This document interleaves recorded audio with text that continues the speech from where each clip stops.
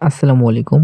মূলত বেশ কয়েকদিন ধরে আমার একটা চিন্তাভাবনা ছিল যে আমি ছোট্ট আকারে একটা পুকুরের মতো করে সিমেন্ট বা অন্য ইট পাথর দিয়ে আরকি বানাবো। মানে আরকি ওই জায়গায় আরকি মাছ পালবো।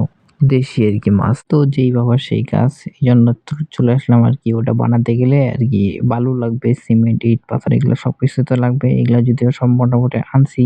সিমেন্ট বাজার থেকে নিয়ে আসছি। আর এগুলা মোটামুটি সবগুলা বাসায় আছে। বালুটা বাদে। তো আরকি অরিজিনাল বালু নিয়ে আনার জন্য চলে আসলাম নদীতে। নদীতে আসার পরে আলহামদুলিল্লাহ দেখতেছি ছোট, ছোট আরকি পায়ের নিচ দিয়ে পাশ দিয়ে আরকি মাছ দেখা যাচ্ছে। ছোট, ছোট মাছগুলো আরকি বেড়াচ্ছে। তো এগুলা আরকি বেড়াবে স্বাভাবিক। কারণ যেহেতু এটা নদী, এই নদীটা হচ্ছে আমাদের গ্রাম মানে আমাদের বাসা থেকে বেশি একটা দূরে না। এই ধরেন ৫ থেকে ৭ মিনিটের রাস্তা এরকম হবে। এইজন্য যেহেতু বেশি একটা ভালো লাগবে না, আমরা আরকি ছোট্ট আকারে বানাবো। এইজন্য সাইকেল নিয়ে আসছি। সাইকেলে করে আরকি নিয়ে যাবো। যেহেতু এটা নদী এলাকা মানে অনেক আরকি রাস্তা থেকে প্রায় আরো ২ মিনিট হাঁটতে হবে নিচে নামতে গেলে নদীর। তো এই জায়গায় অন্যান্য আরকি গাড়ি ঘোড়া ঢুকতে পারে না। এখানে একমাত্র মাহেন্দ্র গুলো আসে। মাহেন্দ্র গুলো দিয়ে আরকি ওরা আরকি বালু নিয়ে যায়। ওগুলা আরকি আমরা কিনে ঘর বানাই বা বিভিন্ন কাজে ব্যবহার করি। তো আলহামদুলিল্লাহ নদী থেকে বালু নিয়ে আসার সাথে, সাথে কিছু মাছ ছোট, ছোট ওই মাছগুলো নিয়ে আসছিলাম। কিন্তু আসলে অনেক মাছ মারা গেছে। তার কারণ হচ্ছে যেহেতু ছোট একটা পলিথিন নিয়ে গেছিলাম, ওই পলিথিনটাতে অল্প একটু পানি থাকার কারণে